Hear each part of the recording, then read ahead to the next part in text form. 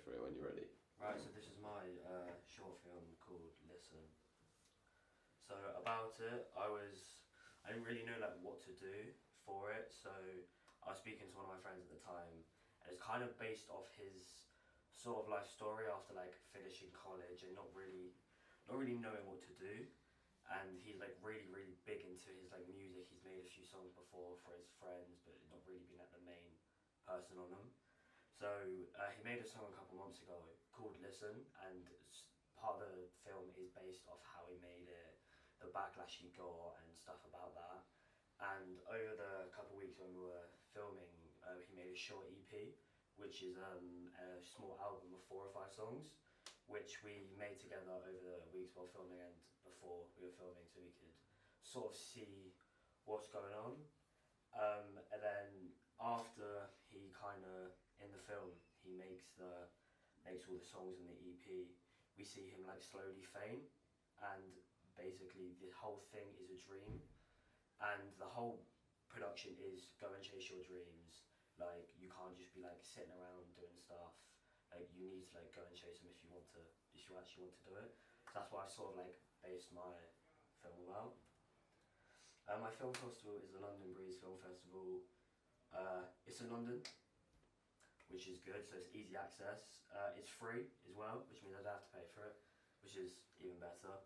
The film must be less than 50 minutes, and it should be around 20 minutes for in-cinema screening, which is good. The ages for the film festival is between 12 and 25, so I fit in the category.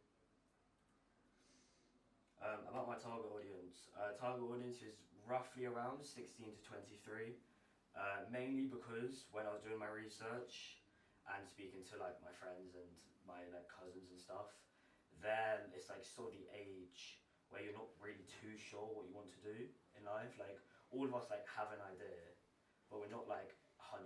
A lot of people aren't like 100% certain, which is why I sort of aimed it towards this, so if they watch it they can be like inspired and go, oh maybe I should go and do this, or maybe I should have a look into this, and stuff like that.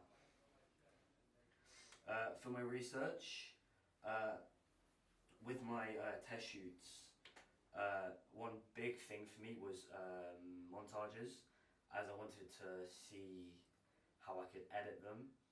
It didn't really go too well. I wanted it more of a shorter, faster pace within my test shoots, but I kind of dragged it out a little bit. So that was one thing where when I was filming, I actually did do that. So the test shoot sort of helped me, and the lighting and the sound, because it's a music, like I'm filming him make music. You want the sound to be good. You want the sound to be perfect. And you want the lighting, you want to see his face, you want to see what he's doing with his hands, you want to see his microphone.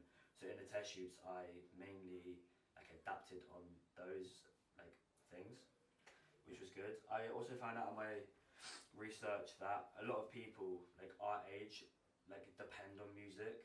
So if you're sad, if you're happy, if you're doing work, if you're like alone, we listen to music, which is good. So because of the target audience being people our age, if they love to listen to music, then they might be able to like listen to my production.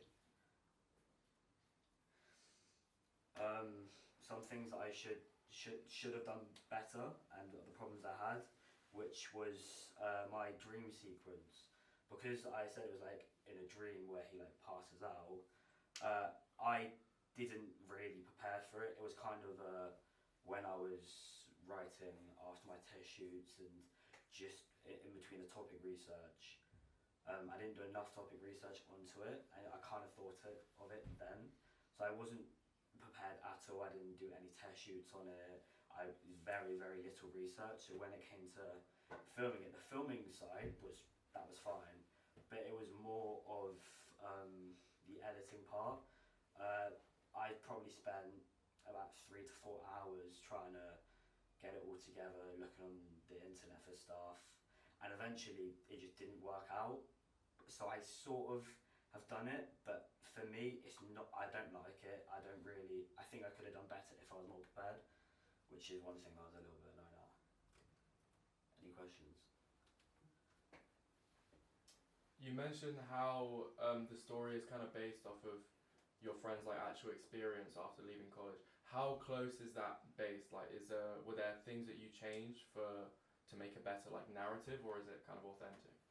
Sort of. So, my friend, after college, he was kind of just like sat in his room like the entire time. He doesn't have a job, but he didn't have a job. Sorry, which is what I sort of based it off at the start. But when he was speaking to me about he wants to produce music, and I told him to like he should do it.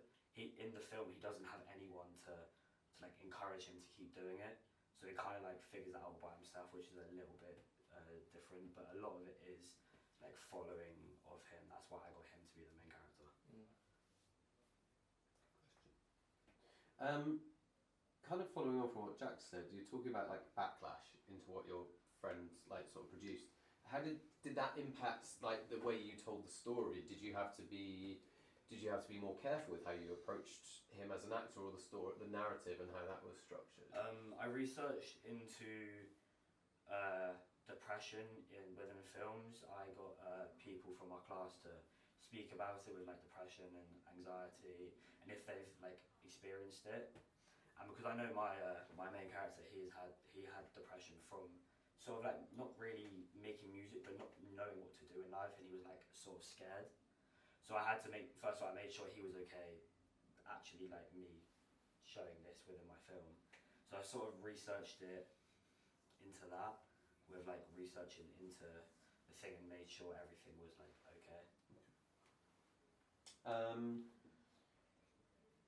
Sound is obviously a massive part of this, particularly in music. Like, what was your kind of consideration for diegetic and non-diegetic sound, and how that would be implemented into your production?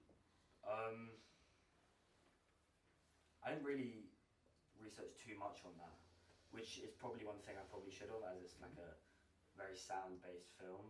But I made sure that the diegetic sounds were sort of like more clear, if you can sort of understand what I mean, more than the non-diegetic sounds. Cool, nice. What other problems did you face? Like, sort of, you touched briefly on your problems, or on the problems that you had around like a dream sequence. Was there anything else, production-wise, shot choice-wise, lighting-wise, anything that kind of came up that you felt, not maybe personally that you hadn't planned for, but maybe those things when you're filming you go, oh, I didn't expect that, or those sorts of things? Definitely the weather and the lighting. So on the Monday when we filmed, it was nice, it was sunny, it was good, so that was fine. But on the Tuesday and the Wednesday where we filmed, it was rainy, there was thunder, it was really, really dark. So I sort of had to, we had a little ring light in his room, and we sort of had to use like phone lights because I didn't hire out equipment, because when I checked the weather, it said it was going to be sunny. So it sort of kind of made it a bit of a problem, but we did the best that we could have done. How could you how could you plan for that in the future? What might be a way to avoid that, solve that problem, I suppose? Sort of like make sure that like the weather is actually going to be good, not just looking at it once a couple of weeks prior and just assuming it will stay the same. Make sure I keep checking, and if I need to change the film dates, then just change it. Nice one. Thanks, Alex. Good job.